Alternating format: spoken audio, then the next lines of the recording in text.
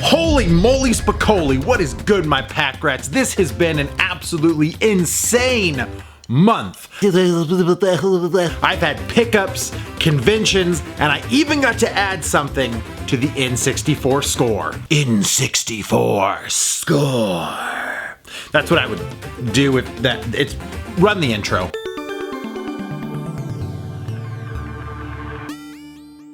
Guys, this past month has been absolutely crazy. I got to hang out with this ugly fellow, Matt from Retro Wolf 88. We headed off to Savannah to go to the Savannah Amazing Con, where we were going to be vendors. I was selling video games, Matt was selling anime. Now, this convention had its ups and downs, but we were able to get a good lump sum of cash into the N64 score fund so that we can add more games to the collection. And one of those buyers was Matt himself. Matt, Vanna White for me. What did you get? What'd you get from me? We got some beautiful Teenage Mutant Ninja Turtles figures. Ninja Turtles. We've got several loose controllers from a variety of consoles. All the controllers. Beautiful Sega Genesis. A semi-beautiful. A little yellow Super Nintendo. And I bought one hug. And one hug. That wasn't me. Oh, who was that? I don't know. Who the hell did I hug? Uh-oh. I came out of that convention with little to no inventory and a pocket full of cash so that we could start hunting. And you know me, my friends, that's what I did. So my wife ended up having to fly back to Washington, and me and the kids headed to Charlotte. And after we had left her to fly off into the distance, we went to a couple stores to see what we could find. I always think that the coolest part of game hunting is walking into a store that you've never been before. It's exciting because there's always going to be things that you find that you're never really on the hunt for, or things that catch your eye. This particular video game store in Rock Hill is called Joe's Video Games, and he specializes in pinball, arcades, and retro video games. As I walk into this store, it is so cool to see all of these cabs that are for sale. They have tons of different styles of cabinets, shooters to classics. They've even retrofitted some of them with retro arches, Pandora boxes, and so on. Also within his store, he had tons of retro video games. All the classics are there. I browsed through the N64 stuff and Nintendo stuff in the glass case in front of the store. He also had an awesome assortment of reproductions. Now, I will say this caveat on reproductions. I don't have a problem with reproduction games. What did you say? Especially those that are too expensive and ones that people want in the library. The issue the community has is that those reproduction games get out into the ecosystem and people try to sell them off as actual games. So, question, what do you guys think of reproduction cartridges? Should they be part of the retro community? Should they be available for people on those expensive games? Let me know down in the comments. So I got to meet Joe, the store owner, and he has been part of this community for a long time, selling cabs and pins to local collectors. But that also puts him into an awesome position to come across a lot of cool retro stuff. And in the case, I find a stack of manuals available. They're only $5 a piece. I sort through those and end up finding a couple awesome N64 manuals that I can add to the collection. Now, I am not collecting any complete in-box stuff for the Nintendo 64. If I come across it, I will pick it up. So I browsed through a bunch of Joe's stuff. Lots of awesome things there. When I was a kid, I grew up with the Commodore VIC-20. That was our first console. There are games there for that system. Lots of classics, Super Nintendo, Nintendo, all stacked there. Long story short, I end up picking a couple games out of there, but they weren't part of the N64 score yet. Now, when I said I had crazy pickups this month, I was not kidding. One of the first ones was a family friend reached out to me and said, hey, we're selling all of our DS games. I want to give you first dibs. Would you like to pick these up? And I said, absolutely. Not only was it a killer deal for only $100, but I ended up adding amazing games to the DS collection and also stuff I could put towards the N64 collection that I sold off to Matt in the beginning. Next up, I always hit up pawn shops whenever I see it, and my local pawn shop rarely has anything. But this time was different. In the back was a stack of PlayStation 4 games, and they were only selling them for $5 to $10 a piece. This lot though was awesome. There was tons of great PlayStation 4 titles, an amazing deal, and it is one of those situations where you know if you don't go, that's the time that you're gonna miss the deal. So the DS games that I picked up for only $100 were worth $720 in value, which was a huge score for us to complete that 296 game N64 collection.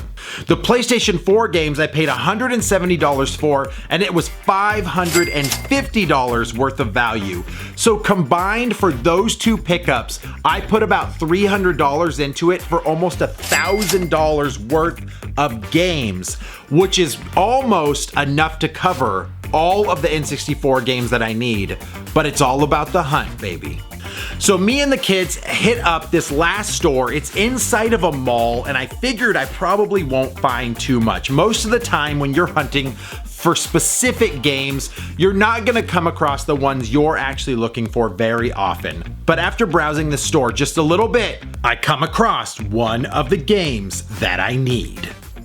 Oh, there's one that I need.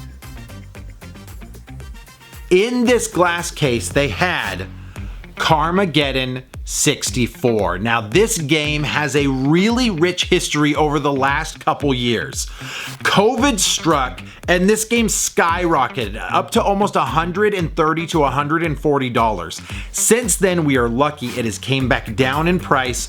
They had it retailed at $79.99, so $80 they were asking for this game.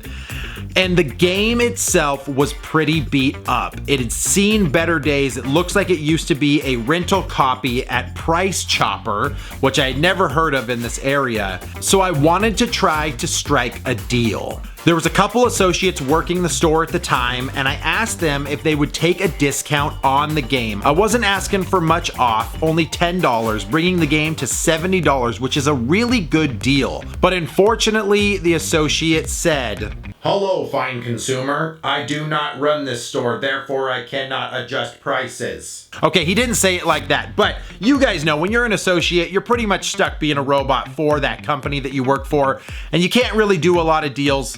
And the problem with games though is a lot of their price is based on condition, and so being able to negotiate a price like that is important. So he says, "No, I can't do anything for you."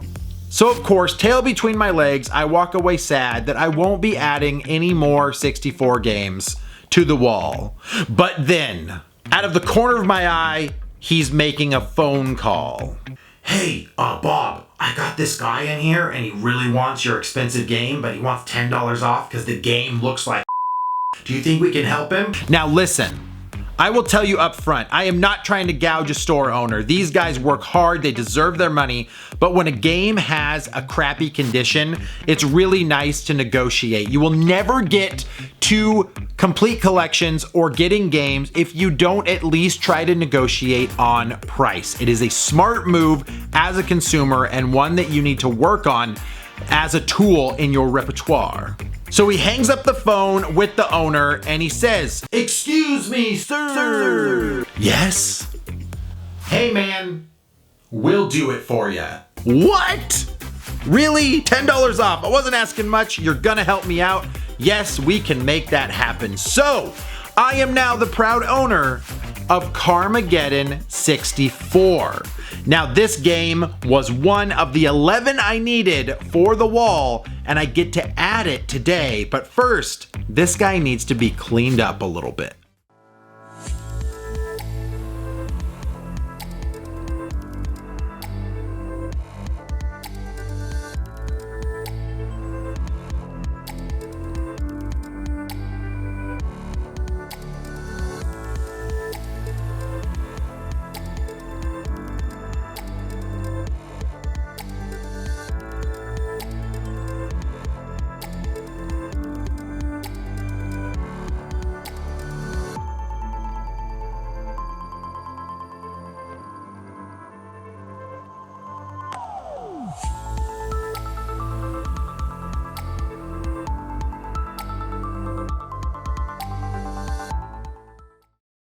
So there we have it, guys. Not only did I have a convention with Retro Wolf 88, it was awesome. We got to vend together in the same booth because of reasons, and I was able to get a good lump sum to add to the 64 collection on top of the amazing value I got on these 2 game lots for the DS and the PlayStation 4.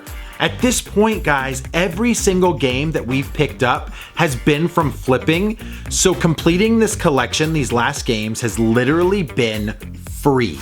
Insane!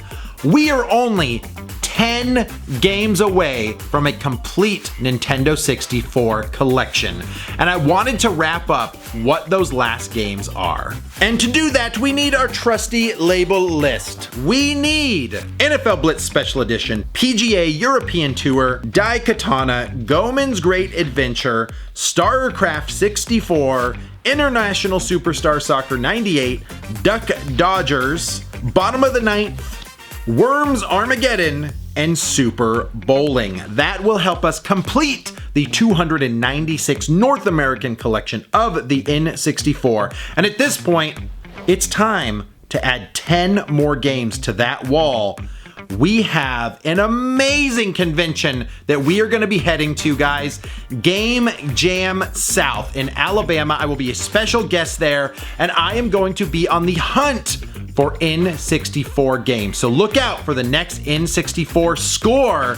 Thank you guys for hanging out with me. If you like my silly content, you like what I got going on, hit that subscribe button, and we will catch you on the next N64 score. Later.